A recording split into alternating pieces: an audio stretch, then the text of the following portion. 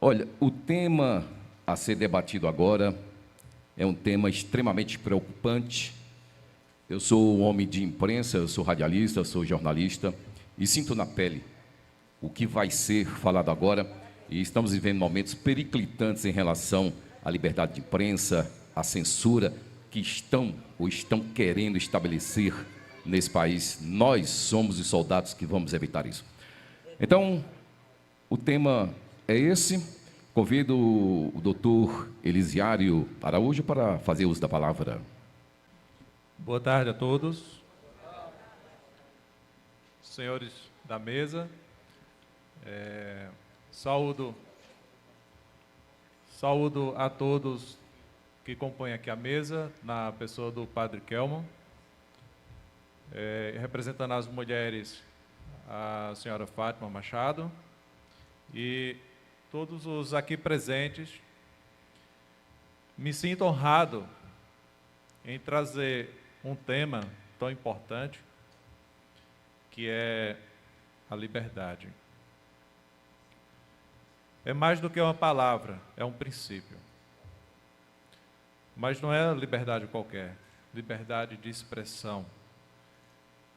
Essa é uma liberdade que posso dizer para vocês que ela é precursora de todas as outras liberdades. Foi aqui, em Garanhões, que um padre matou um bispo, porque o bispo buscava a verdade segundo os princípios da igreja, para que fosse solucionado algumas proibições que o padre, em tese, estava fazendo e que não era aprovado pela igreja. E esse bispo ele foi designado para solucionar essa desavença que acontecia dentro da igreja. E o padre, ele não gostando da situação, acabou matando o bispo, porque ele seria suspenso. Isso é um fato que desonra a nossa cidade com essa história. E outra desonra também para a nossa cidade é que tem uma pessoa que está lá na presidência da República que se diz ser da nossa terra. E nós temos o dever moral. Pois é, não é de Caetés, mas ele diz que é daqui, de Garanhões. Mas nós temos o dever moral de apagar isso. Essa semente que está sendo plantada aqui hoje do Foro de São Paulo, ainda bem que foi corrigido, intencionalmente. Por quê? A liberdade de expressão. Eu posso falar o que eu quiser aqui, eu tenho que ser responsabilizado, eu tenho que ser corrigido, sem que isso possa trazer nenhum dano para quem está corrigindo.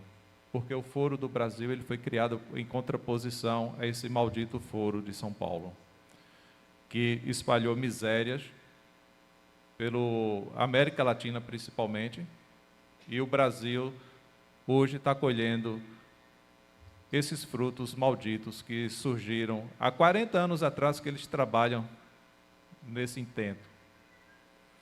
Mas a liberdade de expressão, ela surge aos trancos e barrancos, sendo questionado ao longo da história, desde a época dos gregos, quando Aristóteles, ele acabou perdendo a vida porque ele buscava a verdade naquele tempo, e ele pregava que o conjunto de ideias é que poderia trazer a verdade absoluta. Através das ideias que são contraditadas, é que vai surgindo vários pensamentos, e através desse pensamento a gente pode ir tecendo uma sociedade justa e que não perfeita, né? Poderemos procurar uma sociedade que tenha essas características. Por quê? É a liberdade de expressão que surge como um fio para tecer o manto da sociedade. Tem pessoas que dizem que a liberdade de expressão ela não é plena, porque ela pode esbarrar no que a esquerda gosta de dizer tanto, na intolerância e no discurso de ódio. Mas quem diz o que é intolerância e o que é discurso de ódio? Facebook? Instagram? Quando você digita qualquer palavra que agride aos ouvidos da esquerda, eles nos punem? É terrível. Liberdade de expressão, ela é plena. Aquelas pessoas que ousam dizer que ela é mitigada, está errado. Eu não posso dizer que a liberdade de expressão vai ferir o direito do outro, porque isso daí seria fora dos princípios éticos. Então, a única coisa que nós devemos fazer é nos responsabilizar pelo que nós dissemos. Não somos obrigados a dizer, mas no momento que a gente fala, a gente torna-se escravo das palavras. E a liberdade de expressão é essa. Houve um caso emblemático no qual Roberto Jefferson fez uma crítica a um julgamento que teve pelo Supremo Tribunal. Segundo os ministros lá do Supremo Tribunal, do TSE, os ministros lá reunidos acharam por bem em eliminar alguns princípios constitucionais e abrindo precedentes para que o mal fosse instalado e uma sequência de abusos fosse cometido contra a população brasileira.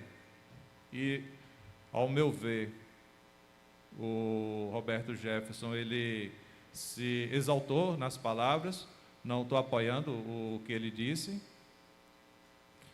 mas ele foi muito feliz quando se manifestou, dizendo que quando você abre precedentes para que a expressão seja calada, você está calando diante do mundo. E o caso foi o seguinte, era o Brasil Paralelo, ele estava lançando um filme, aliás, um documentário, intitulado Quem Mandou Matar Bolsonaro. E antes de ser publicado esse documentário, as autoridades do judiciário se reuniram e fizeram a censura prévia. A nossa Constituição proíbe a censura prévia. A esquerda adora falar que na época do regime militar existia censura, existia violência, existia várias atrocidades, mas só era violência com quem cometia violência. Quem pegava em armas para derrubar o governo era repelido com armas.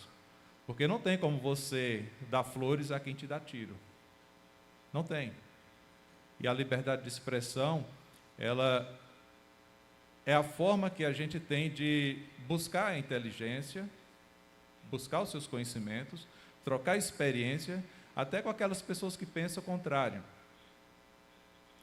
Porém, existe a tolerância, mas a tolerância não pode ser aquela coisa bobinha que você diz, eu sou tolerante com fulano, ele pode falar o que ele quiser, mas eu estou aqui e vou deixar ele falar. Não, está errado. Aqui, voltando ao assunto do religioso, nós tivemos um bispo aqui em Garanhuns que fizeram chacota da figura de Nosso Senhor Jesus Cristo aqui em praça pública, fizeram comício para igreja, dentro da igreja católica, aqui no evento, e o bispo botou uma nota que era melhor ele não ter botado aquela nota na imprensa. Era melhor ele não ter passado por essa vergonha. A gente fica se questionando, essa semente que está sendo plantada aqui em Garanhuns, vamos fazer ela entrar na terra, germinar e virar uma árvore frutífera? Porque não é apenas falar por falar, é a gente agir, é estar reunido aqui, ó, as autoridades que aqui estão, eu reconheço aqui vários que estão aqui, que a gente estava na frente do quartel, aqui em Garanhuns, clamando por justiça, clamando por ajuda, porque a gente sabia que o tempo ia ser difícil, e peço a Deus que não seja o que eu imaginava ser, porque está vindo a galope as coisas que a gente estava prevendo. Eu poderia estar preso agora, lá em Brasília, porque nós estávamos nos organizando para ir para lá. E, inocentemente, estaria mais um preso lá, porque eu não iria depredar nada. Assim como muitos lá estão ganhando 15, 16, 17 anos de cadeia ao arbítrio de uns magistrados que entraram pela janela no judiciário, porque eu tenho liberdade de expressão para dizer isso, e não é mentira o que eu estou falando. Eles entraram, indicados por políticos corruptos, que não precisa dizer que são corruptos, porque todos aqui presentes sabem que eles são corruptos, foram processados, julgados em várias instâncias, e hoje assume a presidência da República. Não estou aqui para questionar urna eletrônica, não estou aqui para questionar nada, mas estou aqui para ajudar a germinar essa semente que o Padre Kelmo nos traz. Que Márcio Guimarães enfrenta aqui, Gessinho, Tiago, Edu Cabral e os demais que aqui estão, que desempenharam papel tão importante e ainda continuam desempenhando. Nós não podemos ficar calados. Lembre-se, é a liberdade de falar, é a liberdade de expressão que nos move, que nos traz todas as demais liberdades. Aquelas pessoas que lá em Brasília estão presas, foi por conta da liberdade de expressão. Iniciou uma ideia, e quando essa ideia foi externada, foram presos. Mas isso é de agora? Não. Teve